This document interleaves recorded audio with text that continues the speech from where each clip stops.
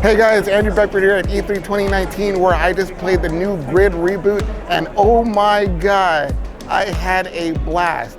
I wasn't a huge Grid fan in the past, so I wasn't really sure what to expect. I did not know that I was going to have that much fun with it. It was really surprising, but in the best way. Now, normally I would take the time to sort of break down all the little elements and features that make Grid different than any other racing game on the market.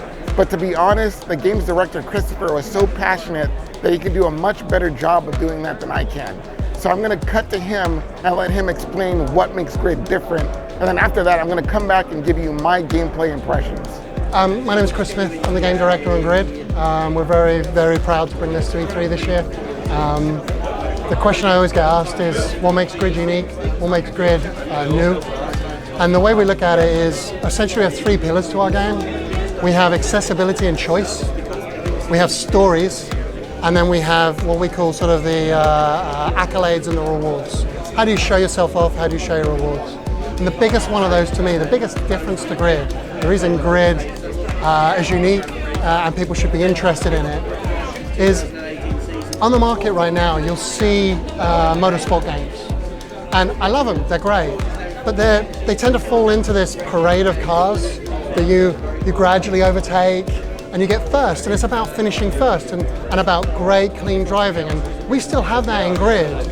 But when I watch motorsport on the TV, I care about the battle between 7th and 8th. Oh, that guy made a mistake and spun off. Oh, the battle between 1st and 2nd. And what we've tried to do is make every single race unpredictable and true motorsport racing.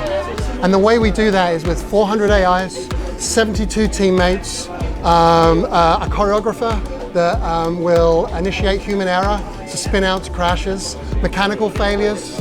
And when I say 400 AIs, I'm not just talking we tune them all different times. They have a race skill, how quickly they turn into a corner, they pull out, they brake, how aggressive they are at overtaking or defending their line. The AI for your teammate has loyalty. So you can hire, we don't have a best teammate, we have flavors of teammates. Now if you want a great racer to get you up there, he may come with a bit of a negative, but he hates you at the block, right? You go, you can say, try to push for positions. Your engineer's like, no, he's turned his mic off, he's just not speaking to you. So choreographer, AI, times a day, weather, wet, rain, wet and dry, teammates, the Nemesis system. So if you decide to cleanly race, you'll never see the Nemesis system. If you're like me and you use cars to get around corners, you're probably going to see the Nemesis system. What it is every driver, again, has a unique tolerance for how much, I'll try to say rubbish they will put up with and not swear at this point. So you can slam into someone, and if you create a Nemesis, they will then gain more skill and they will try and track you down and try and overtake you. They'll block you more. And they're actually the only AI type that initiates contact. They've had enough, they want to beat you at any measure.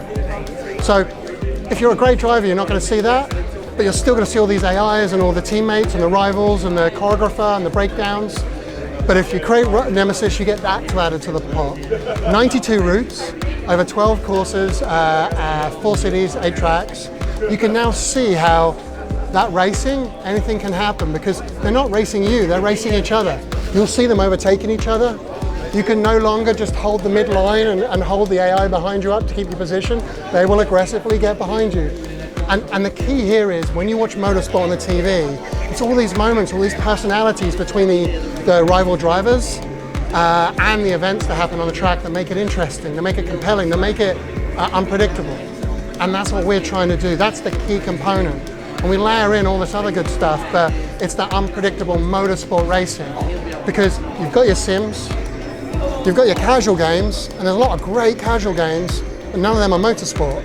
So what we've tried to do is pull these communities together to allow, out of the box, it'll be fairly accessible.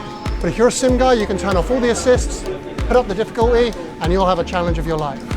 Or you can make it even easier and enjoy it with your friends, So that accessibility pillar is all there. All the different types of racing, all the different courses, that's all choice. A career that lets you pick the career the way you want to play it and not have to win everything. And the rewards, liveries, cars, money, leveling up, prestiging, you've got all that. You've got player cards where you can change the backgrounds and add your accolades, things that represent you as a driver, so online. And we are bringing the Nemesis online, by the way. What I tell you, like super passionate, right?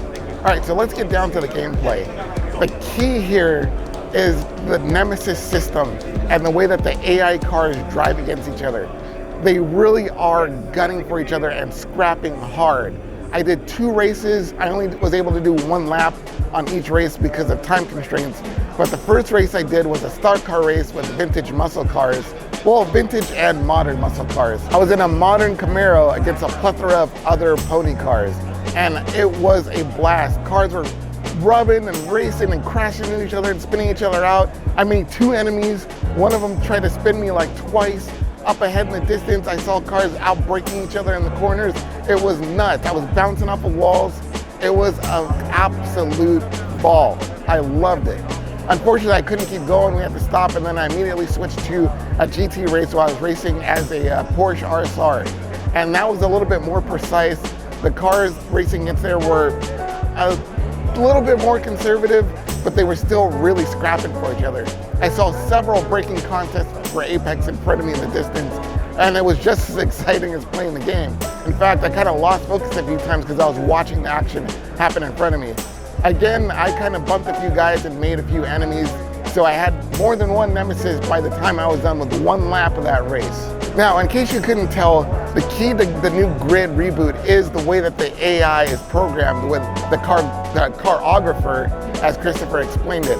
And as far as the other staples and tropes that you would expect from a racing game, having it be a visual showcase, Grid looks good. It looks good, but it's not really on the same visual level as something like Forza or Gran Turismo, but I don't really think this game needs to be.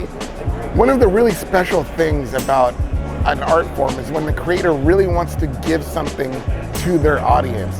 And you can tell that the makers behind Grid really want to give a unique and fun experience to the fans of the series who have maybe fallen by the wayside over the years.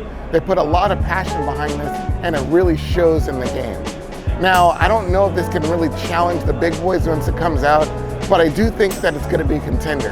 I absolutely cannot wait to get the full version of this game in my hands so I can give you a full and detailed review. But so far, it really, really looks promising. Well, those are my quick and dirty impressions of the new Grid Reboot. I hope you enjoyed it. If you did, consider subscribing to this channel. And if you do, make sure you hit that notification bell so when a new video goes up, you know right away.